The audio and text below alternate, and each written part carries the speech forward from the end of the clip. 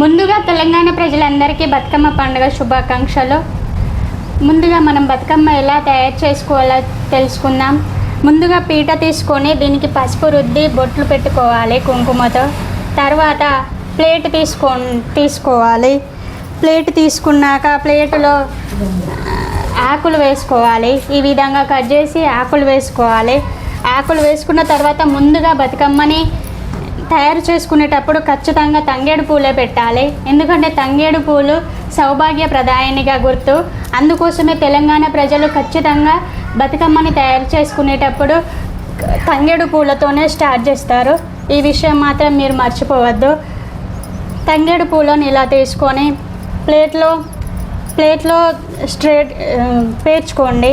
తంగేడు పూల తర్వాతకి మీ ఇష్టం ఉన్న ఫ్లవర్స్ తీసుకోవచ్చు. కానీ ఇలా తంగేడు పూలు అన్నీ స్టెప్ బై స్టెప్ పెట్టుకుంటూ ఉండండి. First of all Tangedu పూలకి medicinal characters ఉంటాయి. అందుకోసమే తంగేడు పూలని సౌభాగ్య ప్రదాయని అని కూడా అంటారు. తెలంగాణ రాష్ట్ర పుష్పంగా కూడా తంగేడు పువ్వునే పేర్కొంటాం. కాబట్టి తెలంగాణ ప్రజానికానికి అత్యంత ప్రధానమైనది తంగేడు పువ్వు కనుక బతుకమ్మని కూడా తంగేడు పువ్వుతోనే స్టార్ట్ చేస్తున్నాం. తంగేడు పువ్వు పెట్టుకున్న తర్వాత మీ ఇష్టం ఉన్న ఫ్లవర్స్ యూజ్ చేసుకోవచ్చు. అయితే తెలంగాణ ప్రజలందరికీ కూడా తీరొక్క పూలతో పేర్చే బతుకమ్మని ఏ విధంగా రెడీ చేసుకుంటారో ఈ వీడియోలో మీకు వివరంగా చూపిస్తున్నాం. బతుకమ్మను పేర్చి ఈ విధంగా పెట్టేసుకోండి తంగేడు పూలు.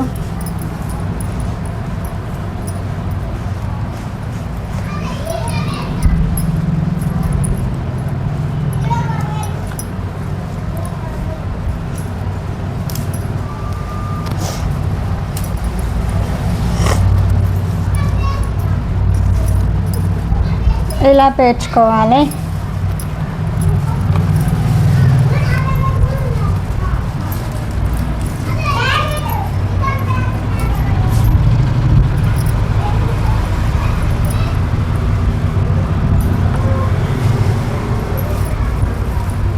చాలా ఔషధ గుణాలు ఉంటాయి వీటికి. తంగేడు పూలకి వాటర్లో ఇవి కలిసి ఆ వాటర్లో ఉన్న సూక్ష్మజీవులను నశింపచేస్తాయని కూడా పెద్దలు అంటారు. అందుకోసమే తంగేడు పూలని ఖచ్చితంగా బతుకమ్మలో తీసుకోవాలి. బతుకమ్మ తర్వాతకి తంగేడు పూల తర్వాత మీ దగ్గర ఏ ఫ్లవర్స్ ఉంటే ఆ ఫ్లవర్స్ తీసుకోండి. నేను మాత్రం ఇక్కడ సీతజడ పూలు తీసుకుంటున్నా.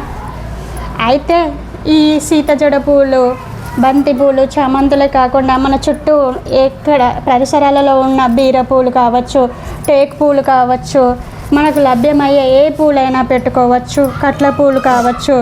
ఈ విధంగా ఏ ఫ్లవర్స్ అయినా తీసుకొని పెట్టుకోవచ్చు అండి. అయితే మార్కెట్లో లభించే వాటినే కొనుక్కోవాలి, వాటినే తీసుకొచ్చి పెట్టాలని ఏం లేదు. మనకి ఏది ఎక్కడ లభించిన మన చుట్టుప్రక్కల ఆ ఫ్లవర్స్ని తీసుకొని ఈ విధంగా పేర్చుకోవచ్చు. బతుకమ్మ తీరొక్క పూలతో పేరుస్తారు బతుకమ్మని. మన చుట్టుప్రక్కల ఏ ఫ్లవర్స్ ఉన్నా వాటిని తీసుకొని చక్కగా బతుకమ్మని రెడీ చేసుకోవచ్చు అండి. ఈ విధంగా చేసుకొని ఇలా స్టెప్ బై స్టెప్ పెట్టుకోండి. మీకు ఇష్టమైన పువ్వులు ఇలాగే వరుసగా పెట్టుకుంటూ వెళ్ళండి.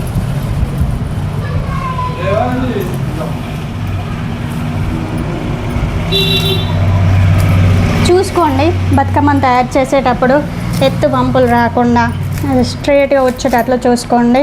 మిడిల్లో కొన్ని లీవ్స్ ఉంటాయి కదా, ఈ విధంగా తంగేడు ఆకులు కానీ ఇంకేమైనా ఏ లీవ్స్ ఉన్నా తీసుకొని మిడిల్లో వేసుకుంటే బతుకమ్మ చాలా బాగా వస్తుంది. చూస్తూ ఒకరిద్దరు మంచిగా హెల్ప్ తీసుకొని మీ ఫ్యామిలీ మెంబర్స్ హెల్ప్ తీసుకొని చేసుకోండి. బతుకమ్మని చేసుకుంటే మీ అంత బాగా ఎవరిది రాదు బతుకమ్మ. తర్వాత సీతజడ పూల తర్వాత నేను ఎల్లో బంతి పూలను తీసుకుంటున్నా. మీ దగ్గర ఏ ఫ్లవర్స్ ఉంటే ఆ ఫ్లవర్స్ని తీసుకోండి. ఏ ఫ్లవర్స్ ఉన్నా తీసుకోండి. ఇలా తీసేసుకొని పెట్టుకోండి. బతుకమ్మను పేర్చుకునేటప్పుడు జాగ్రత్తగా ఇలా పట్టుకోవాలన్నమాట. ఇలా పట్టుకుంటే చక్కగా వస్తుంది బతుకమ్మ. అందుకే ఇలా పట్టుకొని ఫ్లవర్స్ని ఇలా పెడుతున్నా నేను.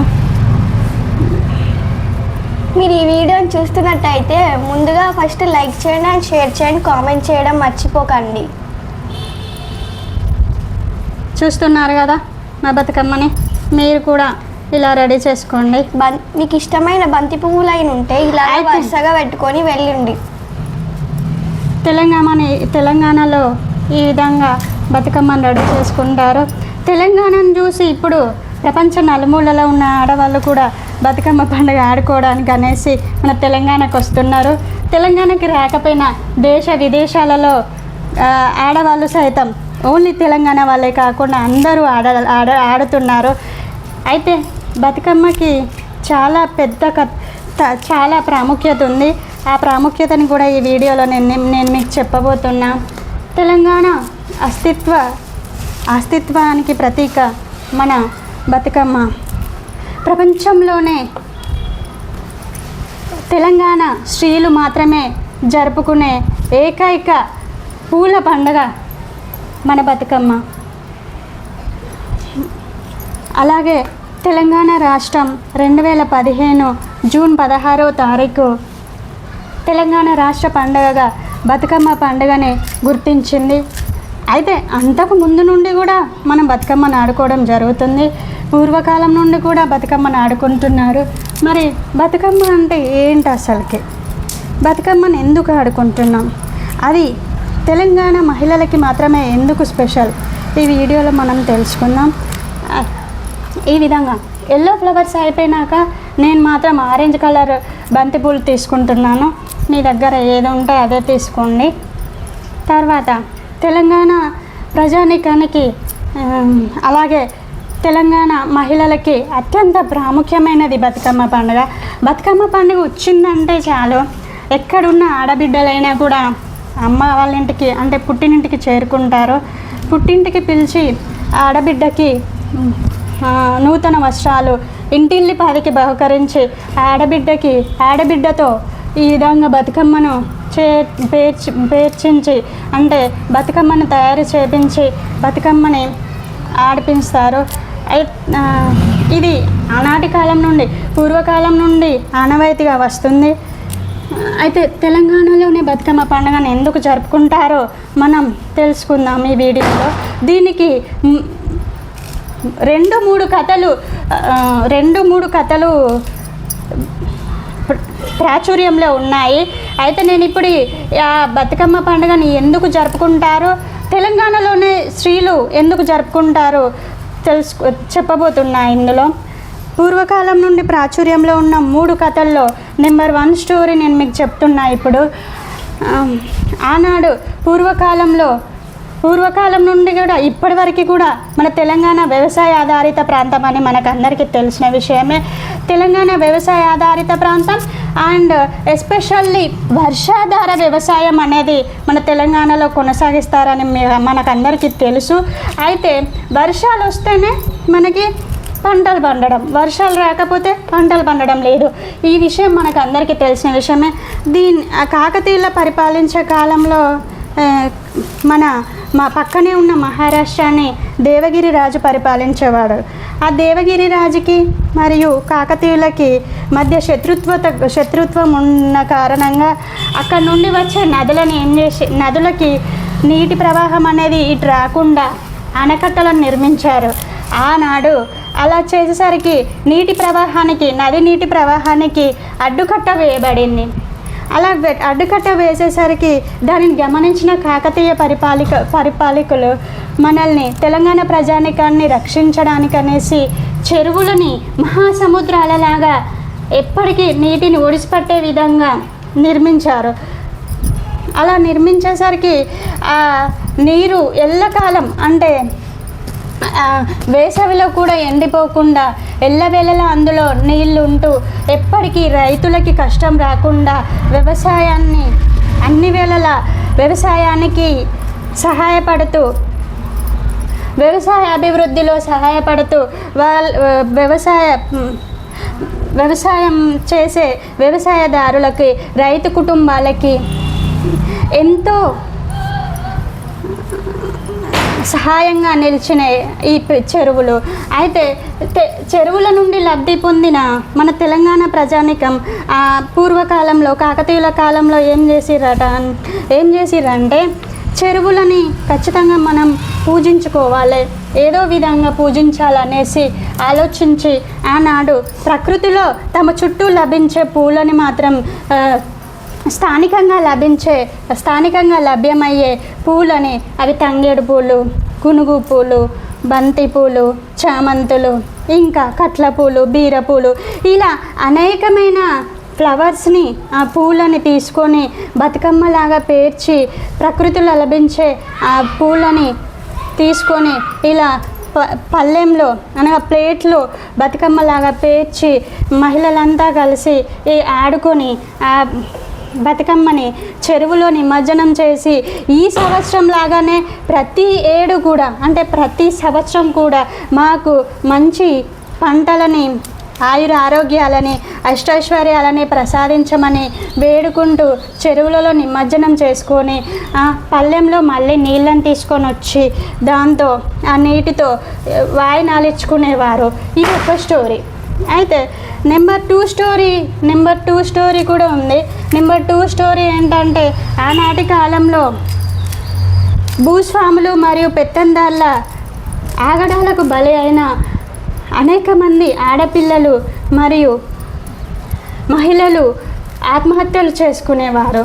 ఆ ఆత్మహత్యలకు బలైన ఆడవాళ్ళకి గుర్తుగా తోటి ఆడవాళ్ళు గుంపుగా చేరి చప్పట్లు కొట్టుకుంటూ బతుకమ్మ బతుకమ్మ బతుకమ్మ బతకాలి, కంపల్సరిగా మీరు బ్రతకాలి, బతుకమ్మ బతుకమ్మ అనుకుంటూ ఆడుకునే వాళ్ళట.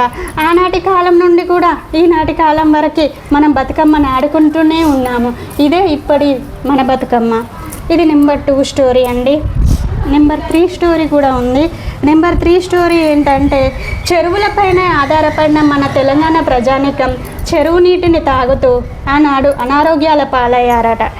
అనారోగ్యం పాలైన తర్వాత అప్పుడు ఏమైందంటే స్థానికంగా కొంతమందికి ఆలోచన వచ్చింది, అరే ఎక్కడైనా మన చుట్టూ ఉన్న ఔషధ గుణాలున్న మొక్కల్ని తీసుకెళ్ళి వాటర్లో కలిపితే ఔషధ గుణాలున్న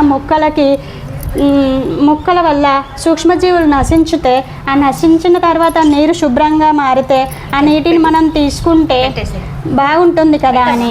అయితే అప్పటి నుండి ఇంకా వాళ్ళు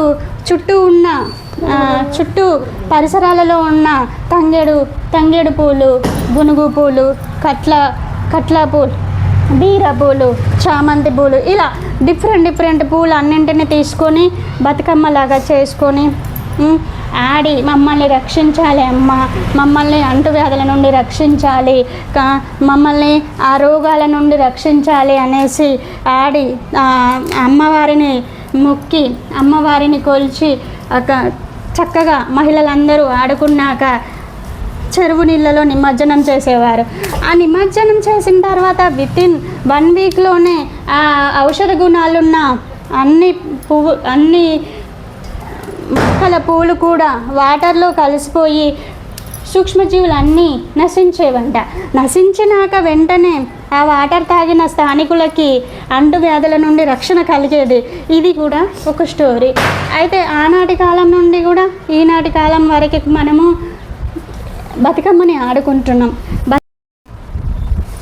బతుకమ్మ పండుగని తెలంగాణలో 9 రోజులు జరుపుకుంటారు. 9 రోజులు కూడా 9 రకాల పేర్లతో పిలుచుకుంటూ జరుపుకుంటారు. ఫస్ట్ రోజు ఈరోజు మనం జరిపించుకునే ఎంగిలి పూల బతుకమ్మ, 2వ రోజు అటుకుల బతుకమ్మ, 3వ రోజు ముద్దపప్పు బతుకమ్మ, 4వ రోజు నానబియ్యం బతుకమ్మ అని, 5వ రోజు అట్ల బతుకమ్మ అని, 6వ రోజు అలిగిన బతుకమ్మ అని, ఆ రోజు బతుకమ్మ ఆడరండి. 7వ రోజు వేపకాయల బతుకమ్మ అని, 8వ రోజు వెన్నె ముద్దల బతుకమ్మ అని, 9వ రోజు అతిపెద్ద బతుకమ్మ అయిన సద్దుల బతుకమ్మ అని జరుపుకుంటారు. ఆ రోజు పెద్ద బతుకమ్మ రోజు ఆడబిడ్డలందరూ కంపల్సరిగా అమ్మ వాళ్ళ ఇంటికి చేరుకోవాల్సిందే. అందరూ కుటుంబ సభ్యులతో కలిసి ఆడపిల్లలతో కలిసి ఆడుకోవాల్సిందే. అయితే ఈ విధంగా 9 రోజులు జరుపుకునే బతుకమ్మని మొదటి 3 రోజులు సౌభాగ్యాన్ని ప్రసాదించమని గౌరీమాతని, తర్వాత 3 రోజులు అష్టైశ్వర్యాలని సిరి సంపదలని ప్రసాదించమని లక్ష్మీదేవతని, అదేవిధంగా తర్వాతి చివరి 3 రోజులు జ్ఞానాన్ని విద్యని ప్రసాదించమని సరస్వతి దేవిని కొలుస్తూ జరుపుకుంటారన్నమాట. ఈ విధంగా జరుపుకుని బతుకమ్మని ఆడుకొని మహిళలంతా కలిసి బతుకమ్మని ఆడుకున్న తర్వాత చెరువులలో నిమజ్జనం చేస్తారండి. చెరువులలో నిమజ్జనం చేసిన తర్వాత ప్లేట్స్లలో అంటే పళ్ళెంలో కొన్ని వాటర్ తీసుకొని వచ్చి వాయనం ఇస్తారన్నమాట.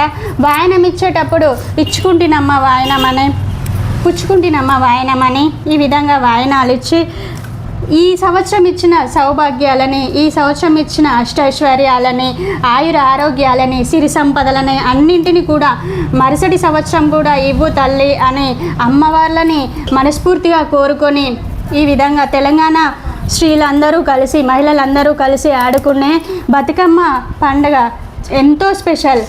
ఇది ఓన్లీ తెలంగాణ మహిళలకి మాత్రమే, తెలంగాణ మహిళలకు మాత్రమే చాలా స్పెషల్. అదేవిధంగా తెలంగాణ ప్రజలందరికీ కూడా అష్టైశ్వర్యాలు, ఆయుర ఆరోగ్యాలు, అదేవిధంగా సుఖ సంతోషాలు కలగాలని కోరుకుంటూ తెలంగాణ ప్రజలందరికీ బతుకమ్మ పండుగ శుభాకాంక్షలు తెలియజేస్తున్నాం. ఈలోపు మా బతుకమ్మ కూడా అయిపోవడానికి వచ్చిందండి. ఈ విధంగా డిఫరెంట్ ఫ్లవర్స్ తీసుకోవాలి. తీసుకున్నాక స్టెప్ బై స్టెప్ పెట్టుకోండి. మీ దగ్గర ఏ ఫ్లవర్స్ ఉంటాయో ఆ ఫ్లవర్స్, ఇలా నా దగ్గర ఉన్న ఫ్లవర్స్ని మాత్రం నేను ఇలా పెట్టుకున్నానండి. కానీ ఇంకొక ముఖ్యమైన విషయం ఏంటిదంటే ఒక్క బతుకమ్మను మాత్రం తీసుకెళ్ళొద్దండి. ఎప్పుడైనా కూడా 2 పేర్చాలి. ఒక బతుకమ్మకి ఇంకొక బతుకమ్మ తోడు అని. ఇంకో చిన్న బతుకమ్మను పేరిస్తే జోడు బతుకమ్మ అంటారు. అంటే ఇప్పుడు ఆడపిల్లలు ఉంటారు కదా, వెళ్ళొద్దని అంటారు కదా, ఎవరినో ఒకరిని తోడు తీసుకెళ్ళాలి అని. బతుకమ్మని కూడా అంతే, జోడు ఖచ్చితంగా ఉండాలి తోడు అనేసి ఒక్క బతుకమ్మని మాత్రమే ఏ ఇంట్లో తీసుకెళ్ళరండి. నేనైతే కంపల్సరిగా 2 బతుకమ్మలు పేరుస్తా. పాప ఉందని కాదు, ఫస్ట్ నుండి కూడా మా అమ్మ కూడా అంతే. అయితే జోడు బతుకమ్మ కూడా కంపల్సరీ పేర్వాలి.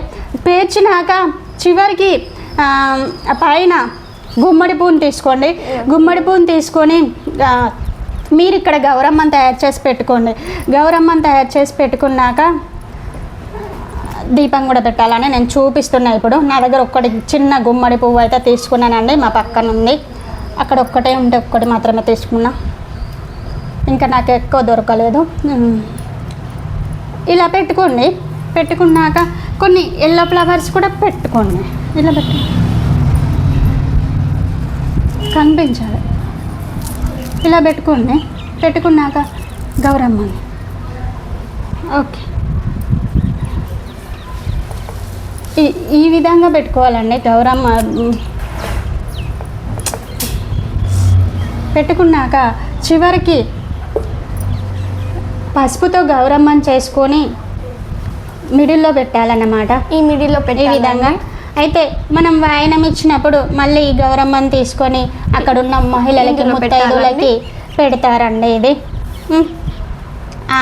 నెక్స్ట్ దీపం కూడా పెట్టాలండి.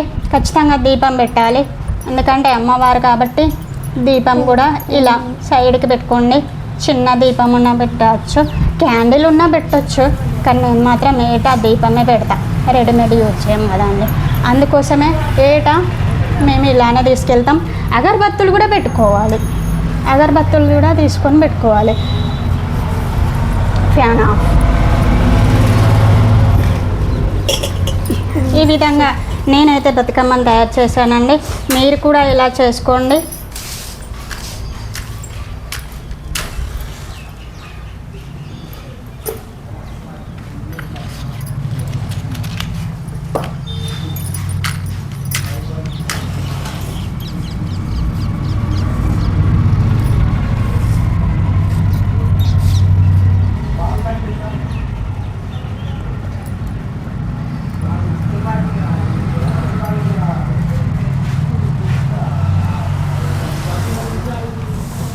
ఇలా దీపం పెట్టుకోండి. దీపం పెట్టుకున్నాక అగరబత్తులు కూడా పెట్టండి. అగరబత్తులు పెట్టుకున్నాక చివరి మాట ఏంటంటే మనం ప్రసాదాలు ఇవ్వాలండి. ఎవ్రీడే ఒక్కో ప్రసాదం ఇస్తారు. ఎంగిల్ పూల బతుకమ్మ రోజు ఒక్కటి తర్వాతకి ప్రతిరోజు ఒక్కో ప్రసాదం ఇస్తారు. నేను మాత్రం ఈరోజు నువ్వులు తీసుకెళ్తున్నా, నువ్వులు బెల్లం. అయితే తెలంగాణ పండుగ బతుకమ్మ పండుగ అనే రోజు ఎవరైనా కూడా సత్తుపిండి అనేది చాలా ఫేమస్ అండి. మన దగ్గర సత్తుపిండిని కూడా తీసుకొని వెళ్ళి ఇవ్వచ్చు. సత్తుపిండితో పాటు పప్పు, బెల్లం, చక్కెర ఇలాంటివి, ఉడకబెట్టిన గుడాలు, ఇంకా పెరుగన్నం, పులిహోర ఇలాంటివన్నీ మనం అక్కడ ప్రసాదాలుగా అందరికీ పంచొచ్చండి. ఈ విధంగా నేనైతే తయారు చేశానండి. మరొకసారి మీకు అందరికీ బతుకమ్మ పండుగ శుభాకాంక్షలు తెలియజేస్తూ ధన్యవాదాలు. ఈ వీడియో కనుక మీకు నచ్చినట్లయితే లైక్ చేయండి, షేర్ చేయండి, కామెంట్ చేయండి, సబ్స్క్రైబ్ చేయడం మర్చిపోకండి. మా బతుకమ్మ రెడీ అయిందండి. చూడండి, పెద్ద బతుకమ్మకి జోడు బతుకమ్మ అండి.